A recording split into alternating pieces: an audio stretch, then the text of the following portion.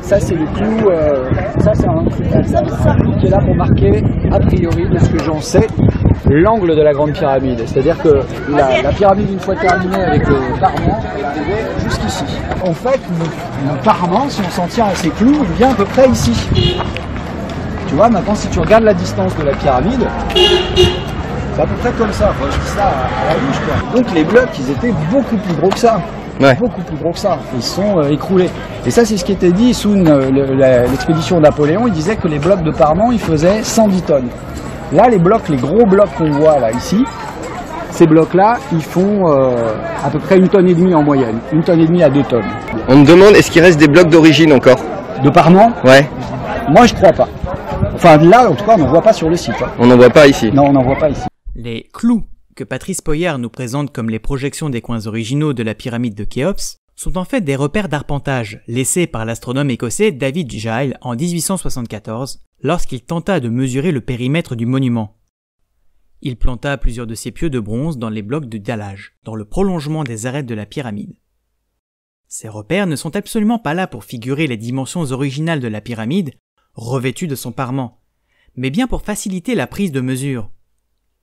Ils sont délibérément placés en décalage avec les bords de la pyramide afin de faciliter l'utilisation de l'instrument des géomètres, le théodolite.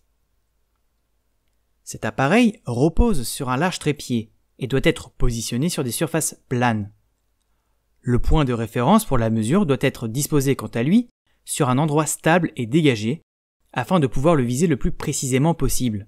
À l'arrivée de l'égyptologue anglais Flinders Petrie en 1880, beaucoup de ces repères avaient été volés. Petrie décida d'établir ses propres marques pour travailler. Mais il se servit néanmoins également des repères de David Giles comme point de contrôle. Les repères, laissés par Petrie, sont plus difficiles à dénicher, car ils ne consistent qu'en de petits trous. Leur fond est coloré de bleu. Des piquets y étaient plantés lors de la prise de mesure. Quant aux gigantesques blocs de 110 tonnes évoqués par Patrice, on n'en trouve aucune mention dans les rapports de l'expédition menée par Napoléon, et il paraît extrêmement peu probable que les savants français aient pu les apercevoir, puisque le parement extérieur de la pyramide de Khéops avait été pillé dès le XIIIe siècle afin de reconstruire la ville du Caire toute proche. Seuls quelques blocs sont encore en place actuellement. À l'arrivée des Français, la pyramide était donc dans l'état où on peut la voir aujourd'hui, ce que confirment d'ailleurs les mesures effectuées par la mission de Napoléon, dont les calculs du périmètre de la pyramide ont donné des résultats très proches des analyses qui ont eu lieu durant les siècles suivants jusqu'à nos jours. Ironie de l'histoire, si la pyramide de Khéops avait effectivement été beaucoup plus grande que ce qu'en disent les scientifiques l'ayant mesurée, tous les calculs numérologiques avancés dans le film de Patrice Poyart et censés nous révéler un message mystique tomberaient complètement à l'eau.